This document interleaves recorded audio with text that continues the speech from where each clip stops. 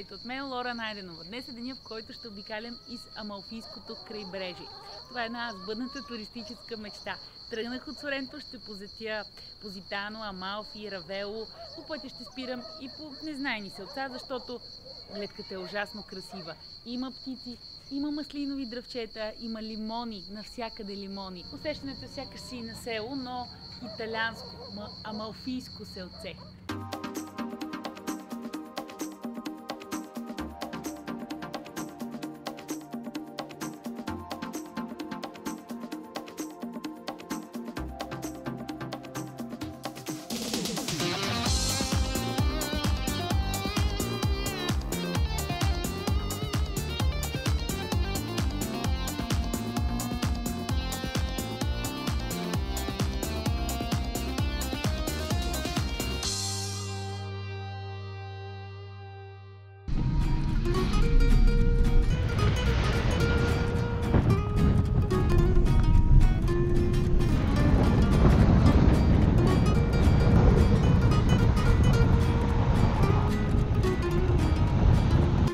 Цялото Амалфийско крайбрежие има великолепни места, на които човек да спре и да се полюбува на гледката.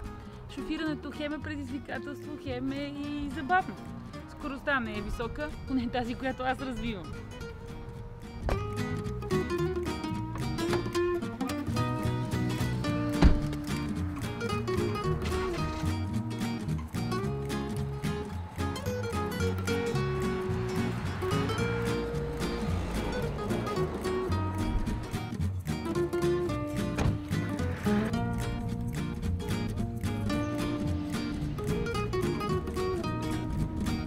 За съжаление, днес прогнозата за времето казва дъжд. Се забави, но идва, съдейки по тези облаци.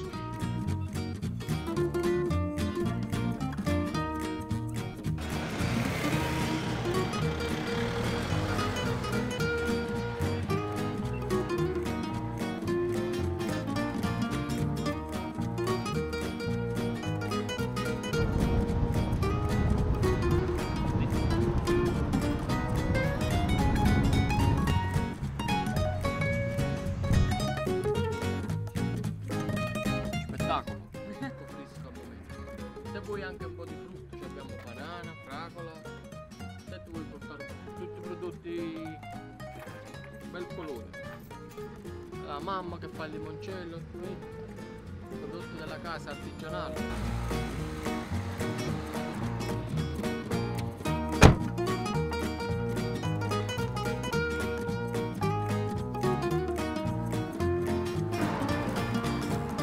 Si lava, si fa a fettine, metti lo zucchero e lo mangi. E poi questi durano un mese, senza frigorifero. Това е лимон чедър и жена така, че хубаво се измива, след това се реже на парчета с захар, може да издържа и месец в хладилник. Io prendo. Sì.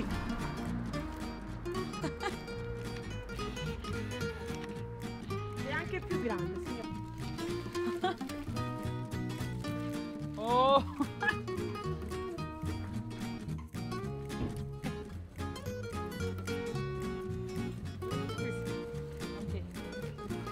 Due kg, Bravo, brava. 2 килограма. Този лимон е 2 килограма. Прибирам си го в България, въобще няма да го ям тук. Може да издържи месец.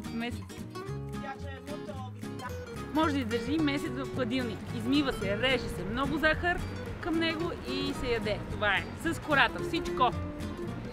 Даде ми и лимони. Даде. Купих си ги. Обаче миришат фантастично. Натурален аромат. Напомниш на онези мокрите кърпички, които дават в рибните ресторанти, в най-хубавата форма, която може да си представите. Хайде, няма да го ям сега.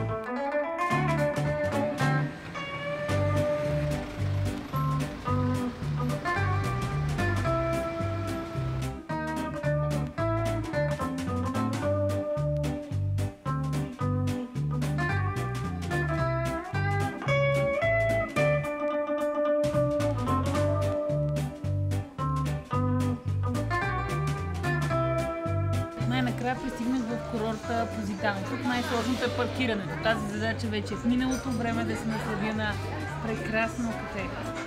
И десерт с лимони, разбира се. Казва се делиция на лимон. Има много свеж аромат. Много ефирен.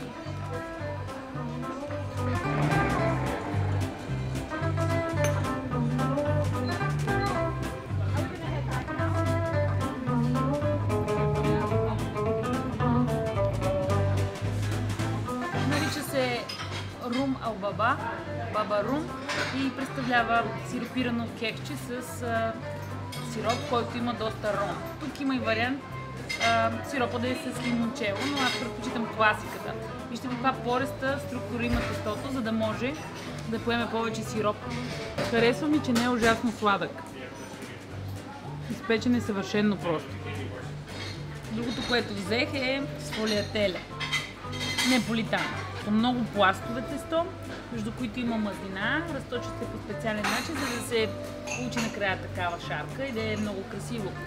Най-често срещаната плънка е с рикота, слагат лимонови, портокалови колички, малко захар, може би яйца. И трябва да е супер хрупкаво, най-добре да е леко топло, но...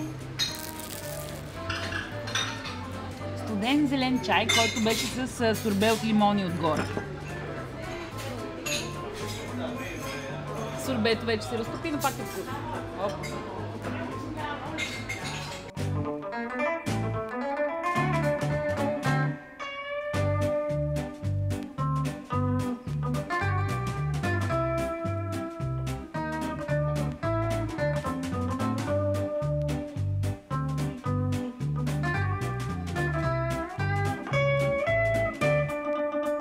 Зад мен се намира световно известния плаж Позитано. Черен, едър пясък. Мястото е красиво и приятно. Много заведения има на плажа. След това започват къщите и отгоре са скалите. Позитано без съмнение е магнетично място, но трябва да го напусна, защото отивам в Амалфи и Равел. Разходката по крайбрежието продължава.